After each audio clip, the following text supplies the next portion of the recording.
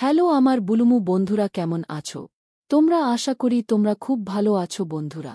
আজকে যে গল্পটা বলবো এটা আমার জীবনের সত্যি ঘটনা। এই সব ঘটনা শুধু তোমাদের কাছেই বলা যায়, কারণ তোমরা আমার কলিজার বন্ধু। আজকের গল্পটি খুবই চমৎকার হতে চলেছে। আমি গ্যারান্টি গিয়ে বলতে পারি গল্পটি শেষ পর্যন্ত শুনলে তোমাদের দাঁড়িয়ে যাবে। তাই ভিডিওটা শুরু থেকে শেষ পর্যন্ত দেখার অনুরোধ রইল। তাহলে কথা না বাড়িয়ে এবার আসল ঘটনা আসি। এই ঘটনাটা বেশ কিছুদিন আগের, যখন আমি আমার ছোট বোন সুমাইয়াকে হোটেলে নিয়ে যাই। এই ঘটনাটা 2 মাস আগের। আর আমার আরেক বড় বোন জেসমিন, ওর বয়স 2-3 বছর। আমার নাম সাজ্জাদ, আর আমরা কুষ্টিয়াতে থাকতাম।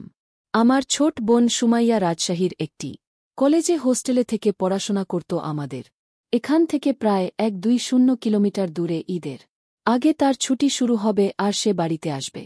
বাবা মাকে সুমাইয়া ফোনে জানায় যে সে তার বন্ধুর সাথে চলে আসবে। অন্যান্য সময় যখন সুমাইয়ার কলের ছুটি হয় তখন আমি গিয়ে ওকে নিয়ে আসতাম। যেদিন সুমাইয়ার আসার কথা ছিল সেদিন আমি ঘরেই ছিলাম আর তার আসার অপেক্ষায় ছিলাম। তখনই সুমাইয়ার কল আসে আর বলে সে আসতে পারবে না, কারণ তার বন্ধু এক আত্মীয়র বাসায় চলে যায়। এই কারণে আমাকে যেতেই হবে তাকে নিয়ে আসার জন্য। তখন প্রায় 3টা বাজে আর আমাদের বাড়ি থেকে তার হোস্টেলের দূরত্ব 1-2 কিলোমিটারেরও বেশি। আর 5টার পর গাড়িও পাওয়া যায় না। যদি আমি এখন গাড়িতে যাই তাহলে তার ওখানে যেতে যেতে রাত হয়ে যেত। একে তো নিরিবিলি এলাকা, তার উপর রাস্তা ভালো না। তাই আমি মাকে বললাম যে আমি আমাদের গাড়িটা নিয়ে যাই। মা অনুমতি দিয়ে দেয়। আমি আর দেরি না করে গাড়ি নিয়ে বের হয়ে যাই। 4 ঘণ্টার মতো লেগে যায় তার ওখানে পৌঁছতে। আর তখন ঘড়িতে প্রায় 7টা বাজে। আমি যখন সেখানে পৌঁছি তখন দেখলাম আমার আদরের বোনটা হোস্টেলের বাইরে দাঁড়িয়ে আমার জন্য অপেক্ষা করছে। ঈদের ছুটিতে কলেজ বন্ধ হওয়ার কারণে হোস্টেলের সব মেয়েরা বাড়িতে চলে গিয়েছিল। যখন আমি পৌঁছলাম তখন বোন দৌড়ে এসে আমাকে জড়িয়ে ধরে বল, ভাইজা, আমি মনে করেছিলাম তুমি আসবে না। আমি বললাম আমি তো আরও আগেই আসতে চেয়েছিলাম, কিন্তু তুমি তো নিষেধ করে বললে যে তুমি তোমার এক বন্ধুর সাথে আসবে। তারপর বোন সরি বলল। আর আমি আমার ছোট বোনকে আদর করি। যখন বোন আমাকে ধরে তখন তারা আমার সাথে লেপ্টে যায়। আমি অনুভব করি যে আমার বোনটা বড় হয়ে গেছে আর তাকে বিয়ে দেওয়ার সময় হয়ে গেছে। তখন আমার বোনকে নিয়ে আগের অনেক কিছু মাথায় আসছিল। আমি তাড়াতাড়ি তার ব্যাগ নিয়ে গাড়িতে রাখি আর হোস্টেল সুপারের কাছ থেকে অনুমতি নিয়ে আমরা বাড়ির দিকে রওনা দেই। বোন ওই দিন স্কার্ট আর হাফ হাতা টপ পরে, যার ফলে তাকে খুব সুন্দর লাগছিল। বোনকে দেখে আমার মতো যে কোনো ছেলেরই মাথা খারাপ হবে। যখন আমরা 2-5 থেকে 3 কিলোমিটার অতিক্রম করি তখন দেখি রাস্তায় প্রচণ্ড ভিড়। আমি গাড়ি পার্ক করে নেমে জিজ্ঞেস করলাম কি হয়েছে এখানে। তখন তারা বলল ব্রিজ ভেঙে গেছে, গাড়িও পাড়ে যেতে পারবে না। বুঝতে পারলাম আজ আর বাড়ি যাওয়া হবে বলে মনে হয় না। আমি গিয়ে বোনকে জানালাম আর বাড়িতে মা বাবাকে ফোন করে কথাটা জানালাম। তারা বল ঠিক আছে, অনেক রাত হয়ে গেছে, আজ আর আসার দরকার নাই। ওখানে আশেপাশে দেখো কোন হোটেল পাও কিনা। আমি ঠিক আছে বলে ফোনটা রেখে দিলাম। তারপর গাড়িটা ঘুরিয়ে শহরের দিকে আবার ছুটলাম হোটেলের খোঁজে। তখন প্রায় রাত 9টা বাজে। বেশিক্ষণ খুঁজতে হয়নি, অল্প দূরে যেতেই আমরা ছোটখাটো একটা হোটেল পেয়ে গেলাম। আমি গিয়ে হোটেলে রুমের কথা জিজ্ঞেস করতে একটা মিলে যায়, তবে ওখানে মেয়ে নিয়ে গেলে রুম দেই না। কিন্তু যখন আমি বললাম ও আমার ছোট বোন আর আমাদের সমস্যার কথা, তখন তারা রুম দিতে রাজি হয়। তারপর আমি ব্যাগ নিয়ে ছোট বোনকে নিয়ে আমাদের রুমে চলে গেলাম। রুমে গিয়ে আমি বোনকে বললাম তুমি বাথরুমে গিয়ে ফ্রেশ হয়ে যাও। আর এর মধ্যে আমি বাইরে গিয়ে দেখি খাওয়ার জন্য কিছু পাওয়া কিনা। বোন বল ঠিক আছে ভাইয়া।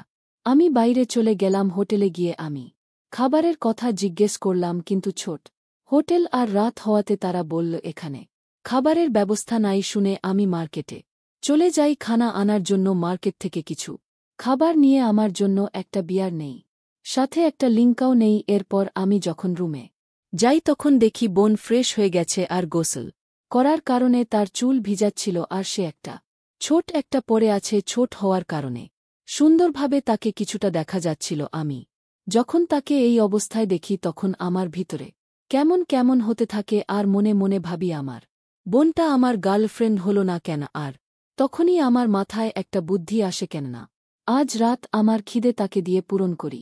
তারপর আমি টেবিলে খাবারগুলো রেখে বাথরুমে ফ্রেশ হতে চলে যাই আর ফ্রেশ হয়ে এসে খানা খেতে বসি। বোন পানি নিয়ে আসে আর আমরা খেতে শুরু করি। খাওয়া শেষে সে যখন কোল্ড ড্রিঙ্কস খেল তার একটু সন্দেহ হলো আর আমাকে বল, ভাইয়া কোল্ড ড্রিঙ্কসটার স্বাদ অন্যরকম লাগছে কেন? তো আমি বোনকে বললাম, মনে হয়ে পূর্ণ হয়ে গেছে যার ফলে তোমার কাছে অন্যরকম লাগছে। আমরা আবার খানা শুরু করি। খাবার খাওয়া শেষে আমিও কোল্ড ড্রিঙ্কস খাই। যেহেতু কোল্ড ড্রিঙ্কস এর সাথে বিয়ার মিশানো ছিল সেহেতু আমার একটু নেশা ধরেছিল।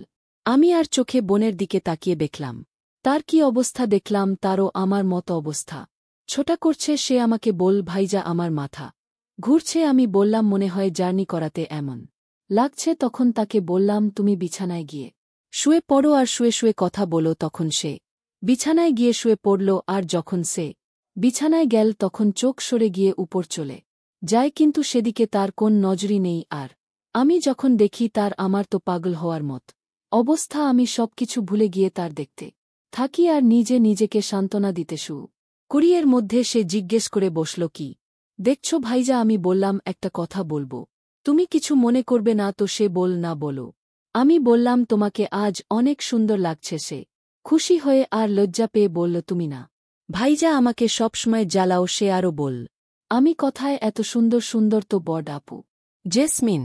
তখন আমি তার কাছে গিয়ে বলি, দেখো তুমি কত সুন্দর। আর সেই সাথে তার হাতও দেখাই। তারপর আমি তাকে জিজ্ঞেস করি, তোমার মাথা ঘোরা বন্ধ হয়েছে না হয়নি? সে বল, না এখনো হয়নি। আমি বললাম, তুমি কোল্ড ড্রিঙ্কস খাও, আমার মনে তোমার ভালো লাগবে বলে আমি তাকে কোল্ড ড্রিঙ্কস দেই। আবারও আমরা কথা বলতে শুরু করলাম। আমরা দুইজনই বিছানায় শুয়ে শুয়ে কথা বলছিলাম আর টিভি দেখছিলাম। আমি দেখলাম টিভিতে একটা দৃশ্য আসছে যেখানে দুইজন একে অপরকে দিচ্ছিল। আমি খেয়াল করলাম ব্যান দৃশ্যটা অনেক মনোযোগ সহকারে দেখছে।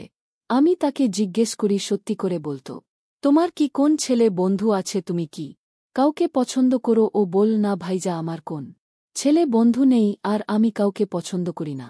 আমি আর থাকতে পারছিলাম না। এখন আমাকে কিছু একটা করতেই হবে, কারণ সে এখন অনেকটা ওরকম হয়ে আছে। কিন্তু আমি সরাসরি কিছু বলতেও পারছি না। তবে তাকে রাজি করার জন্য আমার মাথায় একটা বুদ্ধি আসলো। আমি তাকে জিজ্ঞেস করলাম, তোমার কোথায় কোথায় তিল আছে? সে বল, অনেক জায়গায় আছে। আমিও বললাম, মারও অনেক জায়গায় আছে। আর আমি তাকে আমার তিল দেখাতে শুরু করি। প্রথমে আমার পিঠের তিল দেখালাম, তারপর ওইখানের একটা তিল দেখালাম। ওখানে আমার তিল দেখে হাসছিল। ওর হাসি দেখে আমি ওকে বললাম, তুমিও দেখাও। সে তখন তার হাতের তিল দেখালো। আমি বললাম, আরও কোথায় কোথায় আছে দেখাও। সে বলল, আমারও তোমার মতো ওখানে অনেকগুলো তিল আছে। তখন আমি তাকে বলি, তুমি চুপ করে থাকো, আমি দেখে নেব। এই বলে আমি তার কোথায় কোথায় তিল আছে সেগুলো দেখলাম।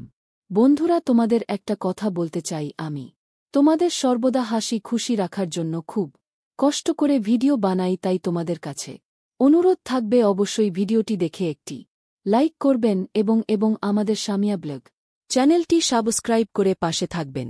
আমি নিজেকে আর সামলাতে পারছিলাম না, সবকিছু ভুলে গিয়ে তাকে বললাম, আসলেই তুমি অনেক সুন্দর আর তোমার তিলগুলো সুন্দর। সে কিছু বল না, শুধু আমার দিকে তাকিয়ে রিল। তারপর 5 মিনিট পার হয়ে গেল। তখন বোন কান্না মুখে বল, ভাইজা আমরা যা করলাম তা কি ঠিক? যদি কেউ কোনদিন জেনে যায় তখন কি হবে? আমি বললাম, তুমি কেন এত চিন্তা করছো?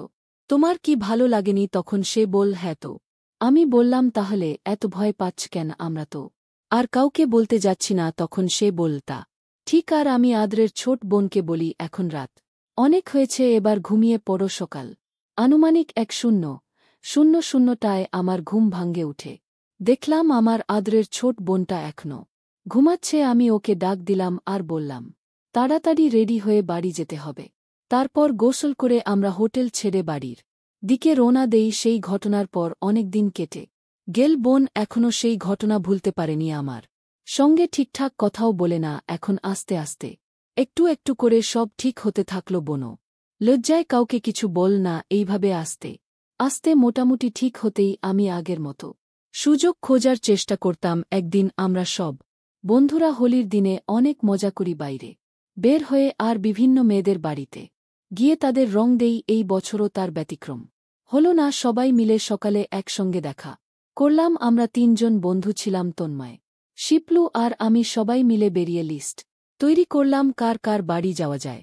এইভাবে ঠিক করে প্রত্যেকের বাড়ি গিয়ে তাদের রং মাখাতে থাকলাম। হোলির দিন হল এমন একটা দিন যেদিন সুন্দরী মেয়েদের সুন্দর বিনা বাধা রং দেওয়া যায়। আর আমাদের মত ছেলেরা তো এই সুযোগগুলোই খোঁজে। আমরা সবাই যত সুন্দরী মেয়ে আছে তাদের বাড়ি গিয়ে প্রত্যেকেরই হাতে রং লাগাতে থাকলাম। কেউ কেউ আবার সুযোগ পেয়ে কারো অধিক। এইভাবে সবাই খুব মস্তি করতে করতে রং খেলতে খেলতে এলাম। বেলা বাড়ার পরে দেখলাম লিস্ট মোটামুটি শেষ হয়ে গেছে। এরপর সবাই মিলে ডিসাইড করলাম এবার একটু লাল পানি খেতে হবে।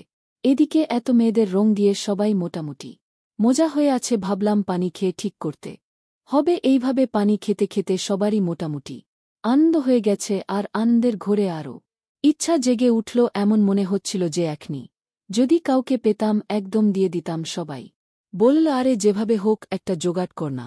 তন্ময় বলল চল হোটেলে যাই। শিপলু তাতে সায়ু দিল, কিন্তু আমি বললাম দরকার নেই ওখানে যাওয়ার। তখন তন্ময় বলল হাতের সামনেই ফ্রেশ একজন আছে তো। তন্ময়ের কথা শুনে শিপলু লাফিয়ে উঠে বলল কে বল না, কে বল না।